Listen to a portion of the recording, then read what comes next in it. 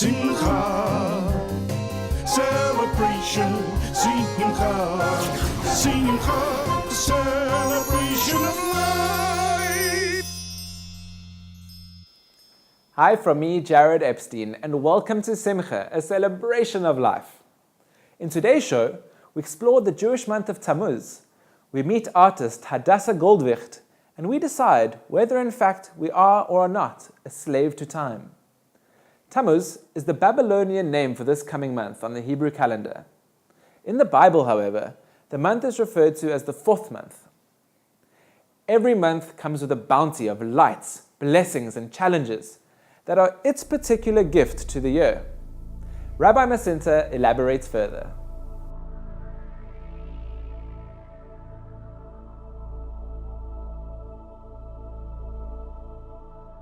Like every Jewish month, Tammuz has its particular theme. Let's focus in on the 17th of Tammuz. The 17th of Tammuz in the year 2448. Moses was on Mount Sinai. He ascended on the 6th of Sivan, 49 days after the Jewish people left Egypt. God gave him the 10 Commandments. He remained up on the mountain for another 40 days. And on the 17th of Tammuz, God told him to go down because the Jewish people had created the golden calf. In order to avert God's anger, Moses took the 10 Commandments and he smashed them. In fact, God thanked him for smashing them because he averted his anger. Since that day, the 17th of Tammuz attracted other calamities. The one I want to focus in on is Nebuchadnezzar, the king of Babylon, his army breaching the walls of Jerusalem. On the 10th of Tammuz, Nebuchadnezzar's army comes and surrounds the walls of Jerusalem. On the 17th of Tammuz, he breaches the walls. And then 3 weeks later, on the 9th of Av, the temple goes up in flames. As a result of that, the 17th of Tammuz becomes a fast day, and for the next 3 weeks until the 9th of Av, it's a mourning period. The question that we have to ask is, this calamity took place thousands of years ago. Why are we still fasting? So on a more personal level, on a more mystical level, commentary explains as follows, that we're not just fasting because of the calamity that took place thousands of years ago, but there's a much more personal reason, and that is as follows. When we speak about Jerusalem, remember the 17th of Tammuz, the walls of Jerusalem were breached.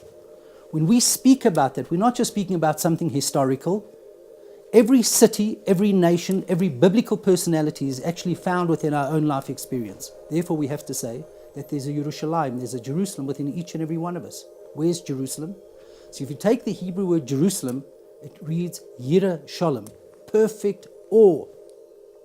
If we can discover the Jerusalem within us, we get to a level where we not only sense God, we not only feel God, but we stand in absolute perfect awe of God.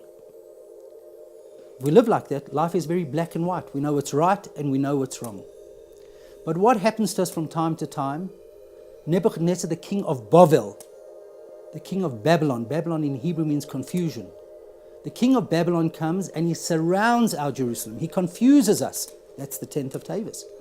But then if we don't change our ways, if we don't get clarity back in our life, what eventually happens is the walls of Jerusalem get breached. Our value system, those things that we held sacred to us, becomes breached as well. Our Jerusalem starts to fall apart. And eventually, if we continue like that, what happened on the 9th of Av will continue. Our whole life will go up in flames. So when we learn about these stories of ancient, they actually apply in our lives today. What the 17th of Tammuz is to us, it's a time to not only get clarity in our lives, but if we've fallen so low that things that are sacred to us have become breached, it's a time to rebuild it. It's a time to rebuild the walls. There's another day in the month of Tammuz, and that is the 3rd of Tammuz. The 3rd of Tammuz, biblically, is the day when Joshua told the sun to stand in its place, not to set. But that's for another time. But something happened in our generation. In 1994, the Lubavitcher Rebbe's soul emigrated up on high. What does that mean to world Jewry? Well, if you go back to post-Holocaust 1950, the Jewish world was quite irreligious, very nationalistic. But tragically, for a variety of different reasons, Judaism was forgotten. The Lubavitcher Rebbe becomes Rebbe in 1950 and then starts a program to rebuild Judaism. And in 1994, on the 3rd of Tammuz, the Rebbe's soul goes up on high. Jewish mysticism explains that when a tzaddik leaves this world, when a righteous person's soul leaves this world, he's actually found more in this world than before. The Talmud tells a story about Rabbi Yehuda HaNossi, the author of the Mishnah. You can see his grave in Tiberias. The Talmud tells us that just before he died, he told his family to gather around. He said, I'm about to die. Please prepare my bed as it was always prepared, have my table prepared like it always was, and let the candelabra be shining on my table. The Talmud goes on to say that after Rabbi Yehuda HaNossi passed away, this is what's written in the Talmud. Every Friday afternoon, Rabbi Yehuda HaNossi would come back and make kiddush for his family. Physically, he would come back. It stopped when one time he came and a neighbor came to visit the house, and the maidservant said, I'm sorry, you can't come in now. Rebbe is visiting from the other world. And Rabbi Yehuda said, now that the secret's out, I'm not coming back physically. The Rebbe explained that to mean as follows, that after a tzaddik leaves this world, you can still visit him. He's as much alive as before. Why did Rabbi Yehuda HaNossi want the table, the candelabra, and his bed prepared? Because why did you go see a holy person when he was alive? You went to see him for health, that's the candelabra. For sustenance, if you needed a blessing, to make a living. And the bed is children. And please God, through each and every one of us, living each and every day of Tammuz to its fullest, with the hope and the belief that a Messiah will come, please God, through that we should have the ultimate blessing of all, the coming of Messiah, the coming of Mashiach, where there will be peace for all mankind.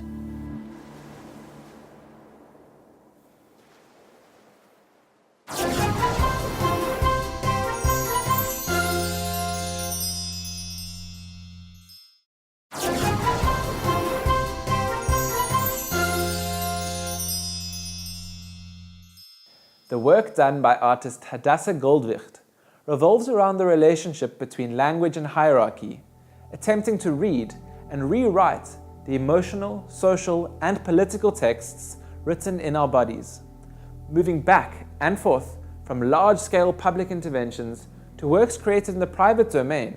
She creates intimate exchanges with members of communities and institutions.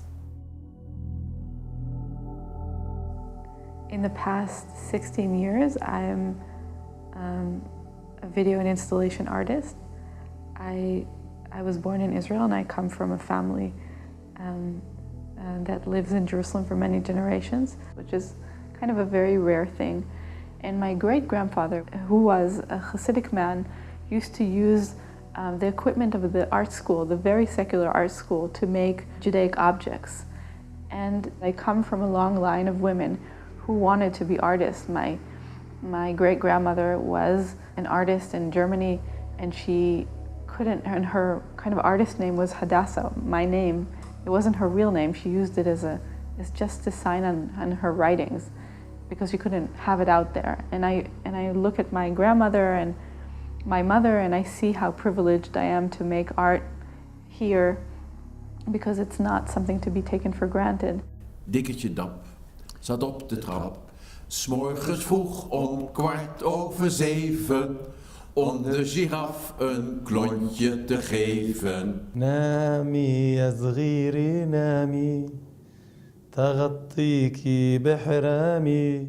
A few years ago, I made this work called Lullaby, where I interviewed hundreds of people, workers from the Israel Museum, singing lullabies they remember from their childhood.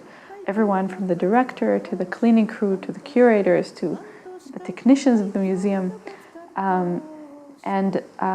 When I was making this work, it was a few years after I got married, and I really wanted children, and it didn't come so easily. And I did this work that took about 2 years.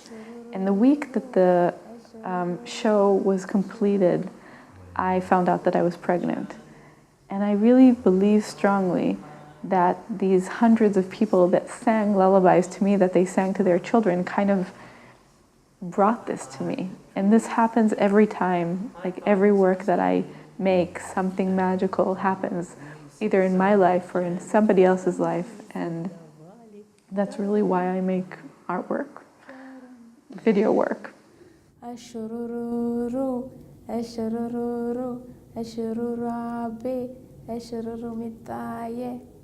Hallelujah, hallelujah, Hallelujah, hallelujah. Art for me is a form of prayer, and I live life with a great sense of fear, I think, and a feeling that every word we say counts and needs to count, and every action needs to count. And being an artist is such a privileged position that I can only justify it if I make work that counts on a social level. I can't make work that just goes on the wall and looks pretty. It has to be about the process, it has to be about a ritual, and I have to believe that it will change the world, or I just can't justify this profession. I always choose to make works about something that really bothers me in my personal life. And when I feel like it's dangerous for me to deal with this subject because it's so close, then that's where I know that I need to work. But it comes with a lot of responsibility, and it comes with great fear. And because people I love are involved always, even if they're strangers who donated a conversation to me, then there could be repercussions. And I believe in art as ritual. And when I make an artwork, there's always this point where it comes to life on its own and something magical happens, like something in reality, not in art, but something changes within the community that I work with, or within my life, or within the life of my parents or daughters. Something magical happens, and it's something out of my control, and it's my favorite part, and I'm always afraid that it wouldn't happen. When I was pregnant with my first daughter, I had a dream, and in my dream I was Jonah, the biblical figure of Jonah, sitting within a whale. And since I believe that art changes life, I thought, okay, but I don't know, maybe it would mess up my pregnancy. I don't know how this works with children making art.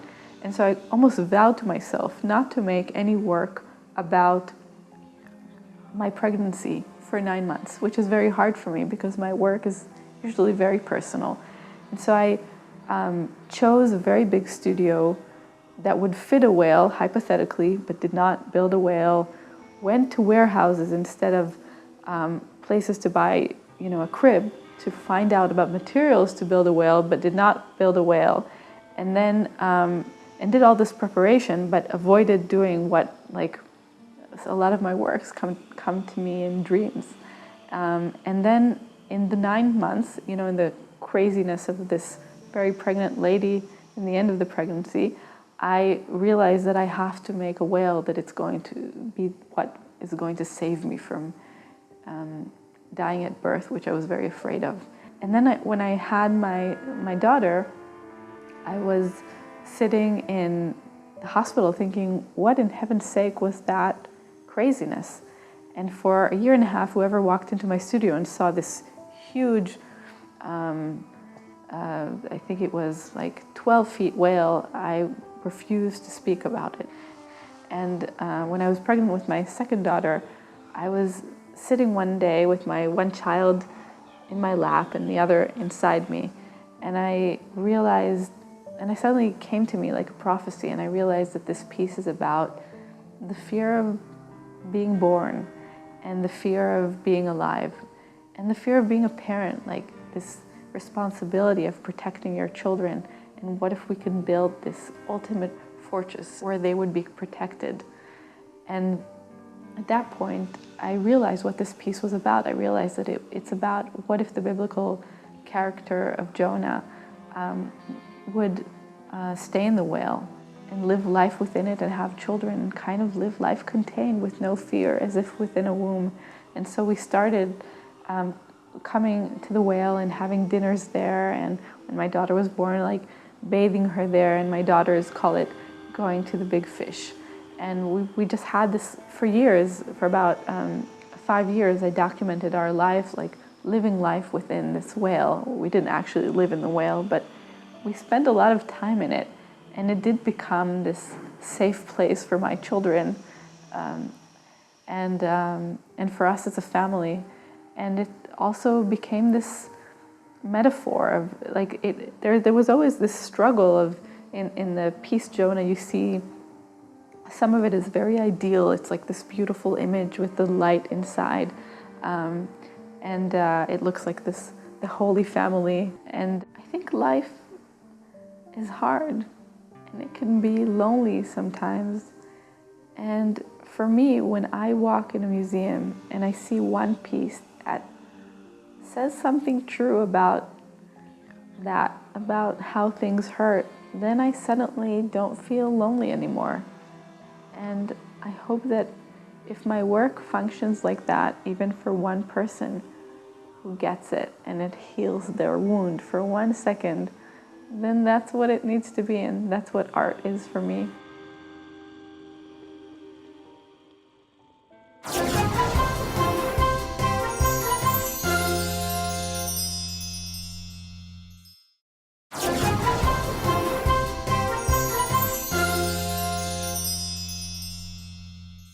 Becoming a master of time is an invaluable tool in learning how to fulfill one's goals and mission in life.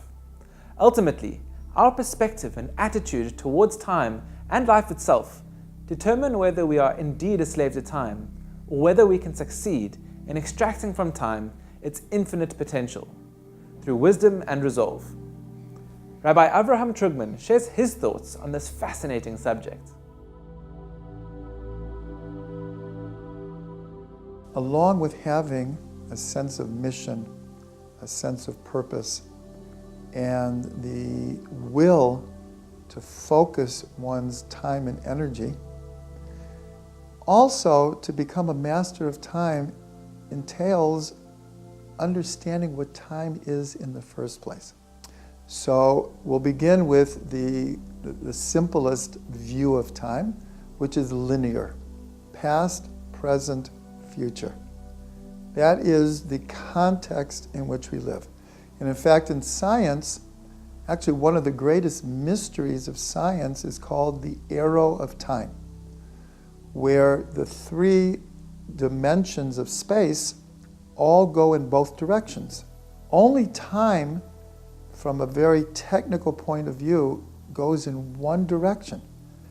Along with this, not in place of it or instead of it, but along with this, there is the concept of time as a circle.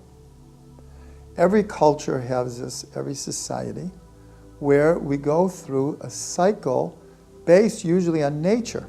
People began to notice that the seasons repeated themselves.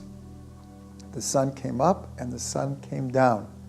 The moon comes up and the moon comes down. And through watching nature, we realize that there is a circle of time also. Then we have a deeper concept, and that is time as a spiral. Now, a spiral is also a circle in a way, but it's a circle that ascends, and it doesn't loop back on itself, whereas a circle does. A spiral also goes into a circle, but each rotation, you're one level higher. So the way this works is, we'll relate it to Jewish holidays, is that we could look at the Jewish holidays as a circle, and every year just repeats itself. But if you include linear time, we know that once something is passed, it doesn't come back. One Pesach is not like the last Pesach, and will not be like a future Pesach. So each moment of time is also a spiral, but if you take a spiral and you take a point on the spiral and you run a line down the points, it will connect to every other point on the circle of the spiral. And the 4th level of time is called divine time. And this is actually very, very scientific. because in Jewish tradition we have the expression Hashem Melech, Hashem Malach, Hashem Yimloch Leolam Voed. God was king, God is king, and God will be king forever and ever. But it's explained in our mystic tradition that this means more than linear. That sounds like linear time. But we're told what it means is all three are happening at the same time. God was king, is king, and will be king. For God, it's happening at the same time. How do we know this? The four-letter name of God, which is a Yud and a Hey and a Vav and a Hey. This is the holy name of God. These four letters spell out the three types of time that we know of.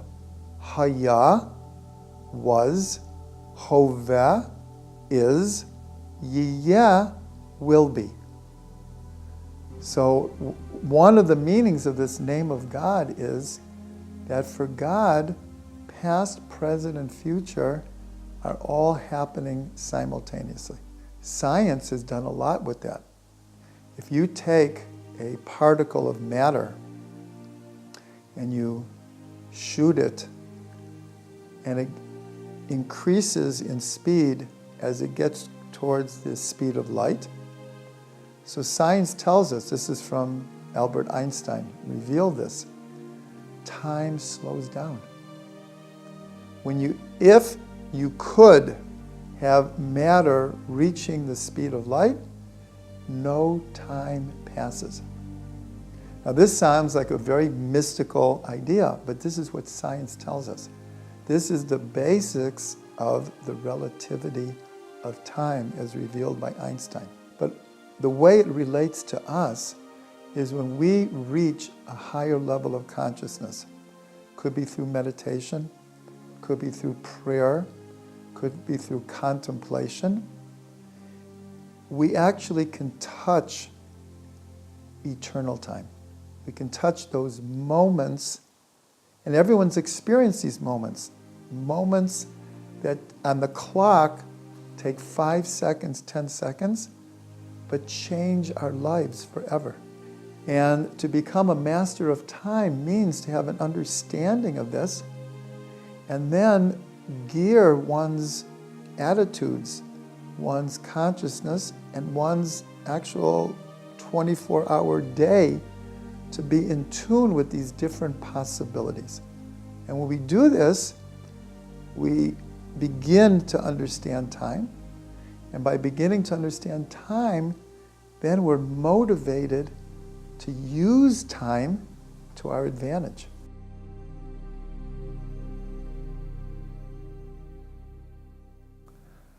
That's all we have time for in this week's episode of Simcha, a celebration of life. If you have the time, that's another time joke, go on and send us a Facebook message. From me, Jared Epstein, and the Simcha team, remember that communication is the key to resolving challenges.